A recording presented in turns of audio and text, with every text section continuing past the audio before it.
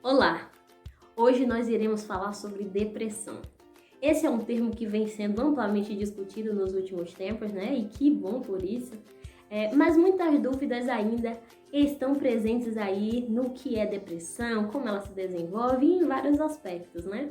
Hoje eu estou aqui para falar sobre depressão, falar sobre saúde mental e eu queria te fazer um convite especial a falarmos deste assunto de uma maneira simples, clara, direta, científica, porém bem-humorada, para que você consiga entender e que assim você tenha um certo conhecimento para te favorecer na tua vida, para que você tenha uma qualidade de vida melhor e quem sabe ajudar outras pessoas também que estão passando por esta situação.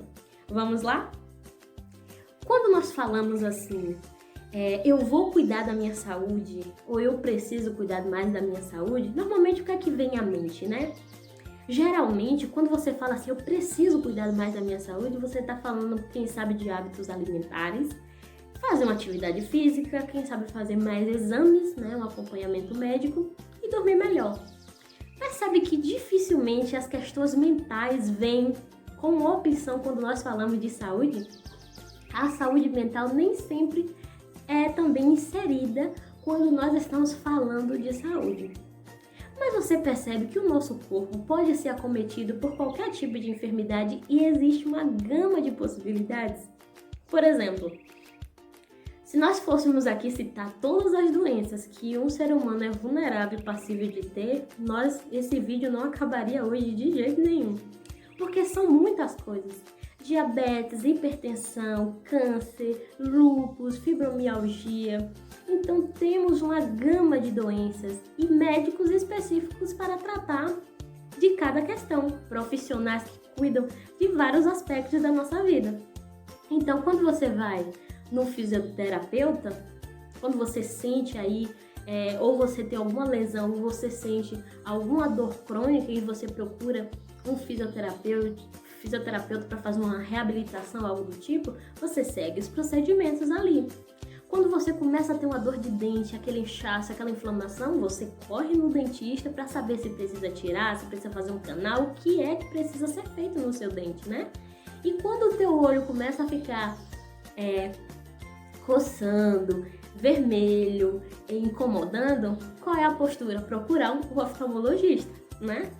Mas o que é que você faz com as tuas dores mentais? O que você faz com a tua angústia que não passa? O que é que você faz com a sua ansiedade, com os teus medos, com essa tristeza que não vai embora, com esse cansaço, com essa fadiga que muitas vezes você sente?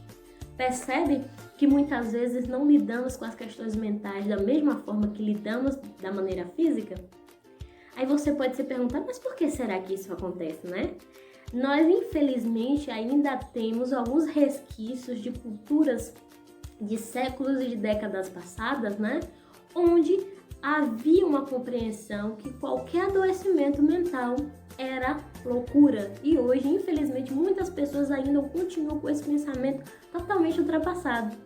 E muitas vezes classifica a depressão ou qualquer adoecimento como frescura, falta de Deus e falta do que fazer. E muitas vezes as pessoas usam frases assim, na minha época não tinha isso, né? Se a pessoa confiar em Deus, ela não sofre disso. Hoje nós vamos entender como a depressão funciona no teu cérebro e você vai perceber que não tem nenhum tipo de relação com essas frases que são ditas e propagadas por aí, né? De uma forma geral. Então você percebe que no corpo nós aceitamos, né, as patologias e procuramos os profissionais, mas quando chega na questão mental, muitas vezes nós não temos essa iniciativa?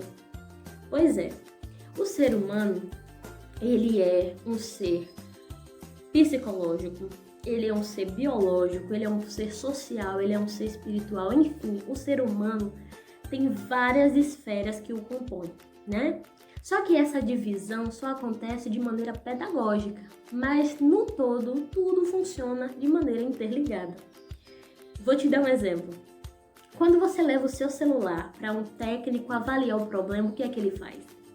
Ele abre o teu celular, separa todas as peças, né? E para que ele possa entender o problema. Aquelas peças ali estão separadas? Estão, mas só juntas, só interligadas é que ela faz o teu celular funcionar. O ser humano também pode ser dividido em várias esferas, em várias especialidades. Porém, o todo, o funcionamento do todo é o que faz, né, a diferença. Então, muitas vezes, há uma tendência de não tratar as questões no início, entendeu? Porque essas compreensões acabam interferindo. Então, as pessoas acabam deixando acumular e muitas vezes, quando vem a tratar de questões mentais, de questões emocionais, já tomou ali uma proporção muitas vezes irreversível ou muitas vezes devastadora, né? Você percebe que as queimadas, quando elas acontecem, né? Tem muitas queimadas, infelizmente, acontecendo no país. Elas nunca começam com quilômetros de extensão. Elas começam com uma extensão ali mais delimitada, né? E com o tempo, ela vai tomando proporções também gigantescas. Assim acontece na saúde mental. Você tem ali algumas faíscas que você percebe que são sinais de que você não está bem mentalmente falando, mas você não cuida. Então aquilo vai tomando cada vez maiores proporções. Então uma coisa que era menor passa a interferir na tua alimentação, no teu sono, no teu bem-estar, nas tuas relações interpessoais. E quando você vai ver, aquilo já te sugou e te devastou de uma maneira muitas vezes grandiosa, né? Então, como lidar com essas questões ou como identificar? Vamos lá. Existem alguns fatores, na verdade, que indicam que uma pessoa não está bem mentalmente. E acredito que você perceba que muitas vezes você tem um certo desgaste, né? Um certo esgotamento diante de algumas situações. O que não falta, na verdade, são situações na vida, né? Que te causa aí uma sensação de desânimo. O que não faltam são coisas para nos tirar do sério, para nos causar aí um incômodo. Você vai no banco, é fila, boleto, filho, pressão no trabalho, cliente, hospital, cabelo, roupa, sapato, comida. Existe uma gama aí de coisas que você precisa dar conta ao longo do teu dia, ao longo da tua vida. E isso muitas vezes vai causando um cansaço. Porém, saiba diferenciar o cansaço normal e o cansaço patológico, tá? O cansaço normal é aquele cansaço que ocorre diante de uma situação específica. Você trabalhou muito, você está na correria, o teu corpo vai se cansar. Porém, você dorme e no outro dia você recomeça. Você não perde o sentido da vida. Você se cansou, você vai se recompor e você vai continuar. E quando esse cansaço ou a tristeza passa a desempenhar um fator diferente, um fator maior do que aquela situação específica promove, aí vale uma atenção. Então eu vou te explicar a diferença entre uma tristeza e um cansaço normal para um quadro de depressão. A tristeza, ela é uma emoção, ela é uma reação do teu corpo, né? Diante de eventos, diante de fenômenos, né? Que aconteceu e que te desagradou, né? Por exemplo, você fica triste se você teve o salário diminuído, né? Você esperava mais, veio menos. Você fica triste se alguém morreu. Você fica triste se houve um rompimento, né? Sendo bom ou ruim, você acaba ficando triste. Se você não tem recursos para realizar os teus sonhos, aquilo também dá uma tristeza. Então, assim, a tristeza ela vai fazer parte da tua vida como um todo. Porém, essa é uma reação normal do teu corpo. Não dá para você ter um fator ali desagradável e você não ficar triste. Então, ao longo da vida, vai acontecer inúmeras situações que vai te causar tristeza. Então, a tristeza ela é normal, assim como é a alegria, assim como é o medo, assim como é a raiva, assim como as preocupações que aparecem. Então, isso são normais de acontecer diante do estímulo que você está tendo. A depressão vai se distinguir no ponto de que essa tristeza ela é profunda e você perde o prazer e o sentido pela vida. E essa tristeza não é uma tristezinha, é aquela tristeza que vai te impactar de uma forma muito forte. Então, todo mundo tem uma bagagem emocional, todo mundo tem uma história, um histórico de coisas tristes. Você sabe quais são, né? As tuas bagagens, a tua história. Eu gosto muito de fazer uma comparação e fazer uma metáfora, né? Quando você viaja, não sei se você gosta de viajar, não sei se você já está pensando nas suas férias, não sei se você já está aí, né, planejando qual será o próximo destino. Mas quando você viaja e você vai para uma rodoviária ou para um aeroporto, o que é que acontece? Você encontra uma série de pessoas, né, naquele lugar, e essas pessoas fazem o quê? Essas pessoas estão indo para destinos diferentes, em horários diferentes, com bagagens diferentes, né? E elas transitam, tem gente que parece que está de mudança, leva bolsa, sacola, mala, bolsinha de mão e uma infinidade de caixas. Tem gente que leva só uma bolsinha de mão e pronto. Tem gente que leva uma mochila, mas também que é pesada, maior do que uma mala, né? E, enfim, cada um carrega uma bagagem própria, uma bagagem específica, né? Porém, o fato de cada um carregar uma bagagem para um destino específico, se a gente fizer uma comparação aí com a vida, né? Se fizermos aí essa comparação, né, com o dia a dia, o que é que acontece? Na vida também, nós estamos assim e as pessoas também se encontram do mesmo jeito, transitando cada uma para um destino diferente, com uma bagagem diferente. E você nunca sabe qual é a bagagem do outro, mas você sabe qual é a sua. Muitas vezes abuso, bullying, quem sabe críticas, traumas aí, luto. Você sabe o que está dentro da sua bagagem e o tamanho dela, mas você nunca sabe qual é a bagagem do outro. Não dá para enxergar a olho nu, né? As bagagens que são carregadas, mas todo mundo tem, ou menor ou maior, a depender do peso, vai variar, mas cada um carrega as suas bagagens por aí, né? Então, a depressão, ela vai surgir quando essa tristeza, quando essa bagagem, quando essa dor, quando a angústia passa a ser algo presente no teu dia a dia de maneira persistente, de maneira intensa, né? Então, a depressão ela é considerada um transtorno de humor. O que seria isso? Transtorno de humor é quando há uma alteração, né? E o quadro de humor passa a ser patológico, com variações no seu comportamento e na sua cognição. E a depressão ela vai variar em grau leve, moderado e grave. Entendeu? Então, a depender do grau, existe um tratamento específico e existe também sintomas específicos. A depressão, gente, é uma das doenças mais democráticas que existe. Por que democrática? Porque ela não escolhe um grupo, ela não é seletiva. Ela vem para qualquer pessoa, de qualquer idade, de qualquer cor, de qualquer religião e de qualquer posição econômica. Então ela não faz distinção. E a depressão, ela é um dos transtornos mentais que mais cresce no mundo. Para você ter uma ideia, eu vou colocar em números para você ter uma noção maior. A depressão acomete cerca de 325 milhões de pessoas no mundo. 325, a variação, um pouquinho mais ou menos, 325 milhões de pessoas sofrem de depressão no mundo. E esses dados, cada dia são reajustados. E esses dados correspondem a pessoas diagnosticadas e não a pessoas que ainda não tiveram aí um diagnóstico, né? Então, ela cresce cada vez mais e ao mesmo tempo que ela cresce, ela se tornou a doença mais incapacitante do século. Ou seja, várias pessoas estão sendo afastadas do seu ambiente de trabalho, de várias realidades, porque elas não conseguem mais dar conta das suas atividades, tanto laborais quanto sociais. Então, ela é uma doença que atinge todo o corpo, ela é uma doença que é complexa, né?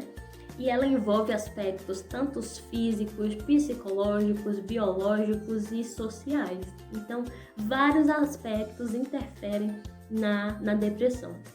Mas hoje eu vou falar para você sobre 2 tipos de depressão. a endógena e a reativa. Você pode dizer, traduz, né? O que é que isso quer dizer? A endógena, a depressão endógena, ela não precisa de uma situação externa desencadeadora, né? Ela é aquele tipo de depressão que foi uma disfunção que você vai receber como herança. Pensa que herança, né? Quem é que quer uma herança dessa? Mas é uma herança genética que você já nasce com uma predisposição a desenvolver depressão. Aí você pode pensar, nossa, mas então todo mundo que nasce com essa predisposição vai desenvolver? Não.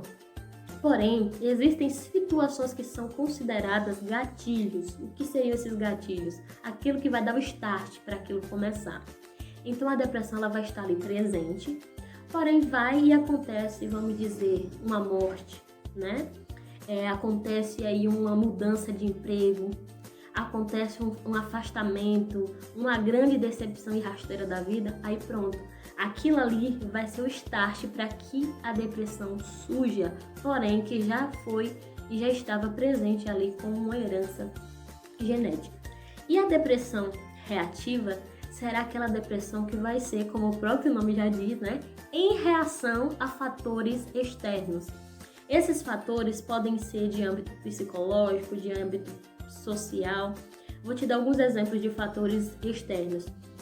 Vamos dizer que a pessoa teve uma perda muito grande ou passou por uma situação traumática, ou aquela pessoa teve ali uma separação que ela não contava, né? Não esperava aquilo da vida, ou o filho ou a filha seguiu um caminho que aquela pessoa não esperava. Em reação àquilo, a pessoa passa a desenvolver uma tristeza ou um desprazer diante daquela situação, e aí o tempo passa, vai se intensificando e pode gerar um quadro depressivo. Então, endógena, que é uma herança genética herdada, né?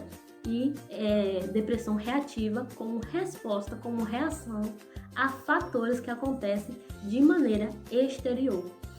Então você pode pensar, mas como saber, né, se o meu caso se encaixa, né? Como saber se o caso do meu familiar, do meu amigo se encaixa? Vamos lá aos sintomas, fique aí atento aos sintomas. Desprazer pelas coisas que antes você tinha prazer e felicidade. Vamos dizer que você gostava de fazer atividade física, de estar em harmonia, de estar com as pessoas e do nada você perdeu essa vontade, aquilo não te agrada mais, não brilha em teus olhos e perdeu totalmente a graça. Choro fácil e sem motivo. Tem pessoas que é assim, que alguém pergunta, o que é que você tem? E você tá chorando. Foi o quê? E você não sabe nem explicar o porquê tá chorando, mas o choro vem de uma maneira espontânea e muitas vezes involuntária. Alteração no sono. O que seria essa alteração no sono? É você passar a dormir muito mais ou a dormir menos, não conseguir dormir diante dos eventos, né, que acontecem. Falta de higiene pessoal. Quando a pessoa perde esse prazer e essa capacidade, o que acontece?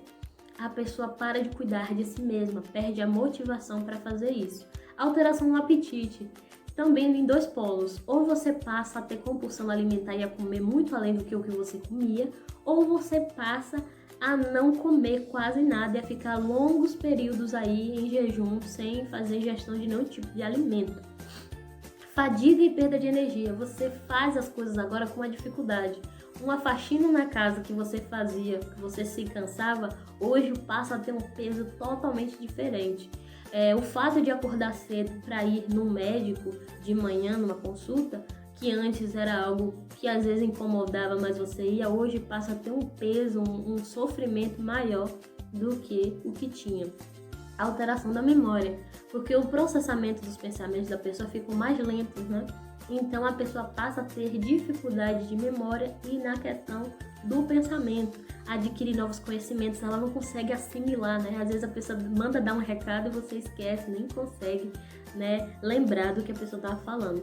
E o isolamento social. O isolamento social, ele é bem interessante porque às vezes a gente fala só do ponto de vista do depressivo e fala assim, o depressivo ele se isola. Mas não é só isso que acontece. O depressivo ele se isola, mas ele também é isolado. Porque dificilmente hoje propaga-se, né, sobre pessoas tóxicas, sobre pessoas que são pessimistas, sobre pessoas que têm uma visão da vida assim, mais triste. E o que é que as pessoas falam? Mantenha a distância dessas pessoas, não se aproxime, se afaste. Então, quando você passa a falar sobre isso, quando você passa a se afastar de pessoas que estão mais para baixo, automaticamente, muitas vezes, um depressivo tá no meio ali, tá no bolo, entende? Então, ao mesmo passo que ele se isola, ele também é isolado. Dificilmente alguém vai chamar alguém de estar para baixo para fazer uma viagem, para curtir, para sair, para conversar, para se divertir. Outro fator é a apatia e desesperança. Essa apatia que aparece com aquela falta de gosto por tudo, nada te move, entende? E, em muitos casos, pensamentos suicidas, né? Que podem vir de maneira como planejamento ou até mesmo tentativa. E também a baixa estima. Você consegue desenvolver aí, quando existe um quadro de depressão, uma sensação de menos-valia. Todo mundo, aquilo você até admira e acha bonito em outras pessoas, mas em você não gosta. Sempre se vê de uma maneira bem negativa, de uma maneira desagradável. Então, cada pessoa vai vivenciar a depressão de uma maneira diferente. Por mais que existam esses sintomas que são gerais, você vai vivenciar, no caso você, né, se encaixa nesses critérios, vai vivenciar a depressão de uma maneira única, porque você é uma pessoa única. Então, cada pessoa vai vivenciar a depressão de uma maneira diferente da outra. Você não é assim no seu dia a dia? Tem gente que odeia sair, tem gosto de terra, eu não gosto, tem gente que ama e não fica sem.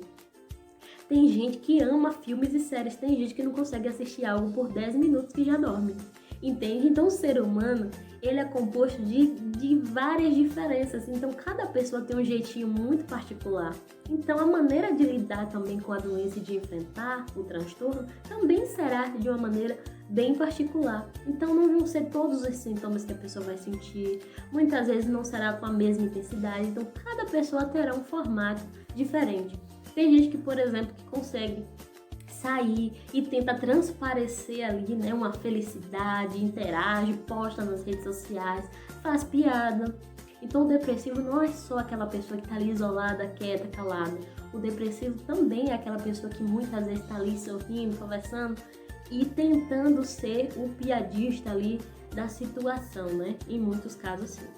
Aí você pode pensar, tá bom, tudo isso que você tá falando eu entendi, ok, mas onde é que entra que isso não possa ser uma frescura, uma fraqueza e uma falta de Deus? Chegamos no ponto principal desse momento, que é a maneira que a depressão reage no cérebro humano, entendeu? O cérebro humano, quando uma pessoa está com as atividades normais, ele possui várias áreas que estão em atividade e quando a pessoa está com depressão, várias áreas estão mais apagadas. Por que isso acontece? Porque o funcionamento do cérebro é comprometido. Vou te explicar melhor. Por exemplo, o hipocampo é uma região do nosso cérebro que é responsável pela memória. Quando a pessoa está com depressão, o hipocampo dela vai diminuir de tamanho. Quando há essa diminuição no tamanho do hipocampo, a memória da pessoa é comprometida e ela começa a ter vários esquecimentos. A pessoa passa a não conseguir assimilar novos conteúdos, entende? Então não é só a questão da pessoa em si, mas é uma questão neuroquímica, entende? É como se a luz do cérebro de várias regiões fossem apagadas ou reduzisse. Então a atividade no cérebro de um depressivo será totalmente diferente. E existem várias tomografias especiais que conseguem captar essa diferença entre uma pessoa com depressão e uma pessoa sem depressão. Um outro campo que acontece é que o cérebro do depressivo passa a ter menos oxigenação. A quantidade de sangue diminui no cérebro humano de um depressivo. E há aí uma alteração no neurotransmissor. Na verdade, em neurotransmissores, porque não é só um. Eu vou citar os três principais que são afetados com a depressão.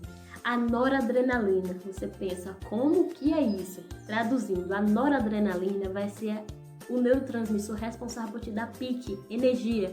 Então, se você consegue sair de manhã para trabalhar, se você consegue cuidar dos seus filhos, fazer uma atividade física, você está tendo a noradrenalina no teu corpo funcionando, te dando energia para que você continue funcionando no pique ali. Outro neurotransmissor é a serotonina. Ela é responsável pela sensação de bem-estar e de relaxamento. Então, por exemplo, se você vai e come aquela comida que você gosta, que você ama, você come, logo depois você sente aquela sensação boa, ou você realiza atividades, ou faz uma atividade física e você tem aquele relaxamento, é porque você tem noradrenalina sendo despejada, vamos dizer assim, e estimulada no teu cérebro. Se você tem o outro neurotransmissor, é a dopamina. Ela é responsável pela motivação e pelo prazer. Então, o que você sente prazer, o que você se motiva, é a dopamina que está aí em serviço, né? Então, quando a pessoa está com depressão, ela tem esses neurotransmissores reduzidos. Então, esses neurotransmissores há um desequilíbrio e eles não conseguem fazer, né, essa ligação, né? Então a pessoa passa a não ter esses atributos aqui que eu citei. Então eu vou fazer uma comparação para você entender de uma maneira melhor, para ver se você captou a mensagem. Você sabe o que é uma caixa de distribuição elétrica?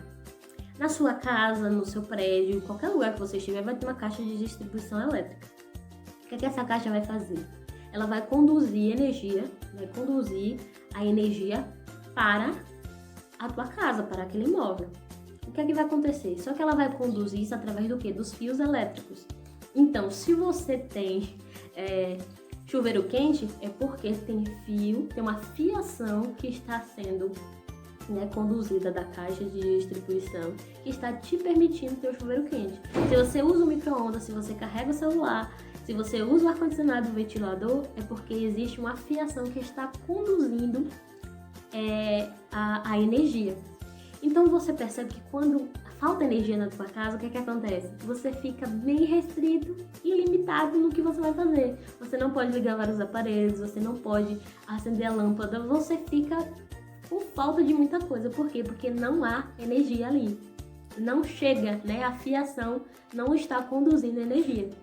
Então o cérebro, vamos fazer uma comparação agora, é como se o teu cérebro fosse uma caixa de distribuição de energia. Claro que essa é uma comparação assim, para tentar trazer de uma maneira mais clara. Mas o cérebro muito mais complexo, mas é uma comparação que eu acho interessante para que haja uma compreensão mais acessível, É como se o teu cérebro fosse uma caixa de distribuição de energia. E o teu neurônio fosse uma fiação, fossem fios elétricos que levam aí e conduz determinados fatores para o teu corpo. Então, o que é que acontece? No depressivo, a fiação responsável pelo prazer, ela não está conduzindo energia, pique, motivação, bem-estar e relaxamento. Se ela não está conduzindo, não chega, entende? Você vai conseguir fazer com que o teu celular carregue numa tomada que está sem energia? Não. Então como é que o depressivo vai conseguir ter pique, energia, prazer, bem-estar pelas coisas se não está chegando para ele? Entende? Então quando você fala assim para alguém com depressão, levanta, vai fazer alguma coisa, pensa positivo, vai fazer uma caminhada de manhã cedo, agradece a Deus pelas coisas que você tem, você está desconsiderando que aquela pessoa está com um apagão, ela está sem energia. Então, assim como você não obriga que a tua casa tenha todos os serviços quando você não tem energia, porque você vai tentar fazer isso com a pessoa que não está recebendo a condução de todos esses fatores, em sua vida. Então, é por isso que esse fator quebra justamente com essa ideia de que depressão é falta de Deus, frescura, falta de um lote para capinar, falta de fé. Então, existem médicos, como eu citei, assim como existem várias especialidades, Existem profissionais para cuidar da depressão, psicólogo, psiquiatra. A medicação ela vai fazer o quê? Muitas vezes as pessoas pensam para cuidar de loucura. Isso é loucura? Essa comparação que eu te fiz agora é loucura? Não. Então, assim, a medicação, ela vai atuar para que o teu corpo, é como se fosse assim, a medicação, ela vai ser aquele técnico que vai na tua casa quando você liga. Aí você liga para dizer que faltou energia na tua casa. Aí o técnico vai lá na tua rua e vai analisar o que está acontecendo no poste, o que está acontecendo na fiação, e aí ele vai tentar resolver a questão do retorno da energia. O remédio vai desempenhar essa função daquele agente que vai lá resolver isso. Ele vai fazer com que normalize, né, que o cérebro volte a normalizar, né, a condução de energia no corpo. Então, por isso que o remédio não é para loucura, não é remédio para doido, é remédio para cuidar de uma alteração que é possível de acontecer em qualquer pessoa. Quando o cérebro faz, né, esse caminho, ele não leva em consideração, nossa, isso aqui é um cérebro de uma pessoa católica, é um cérebro de uma pessoa adventista, é um cérebro de uma pessoa umbandista, é um cérebro de um ateu. O cérebro não vai fazer essa distinção. É um desequilíbrio que acontece independente do credo religioso, independente da posição social, que pode acontecer com qualquer pessoa, entende?